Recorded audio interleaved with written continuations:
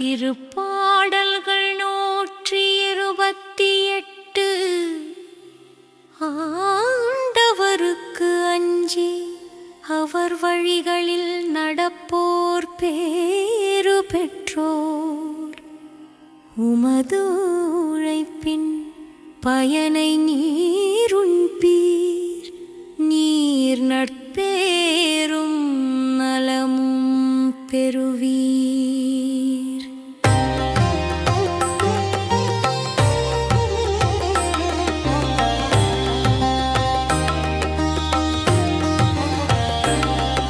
உம்மில்லத்திலும் துணைவியார் கனிதரு ராட்சை கொடி போல் இருப்பார்.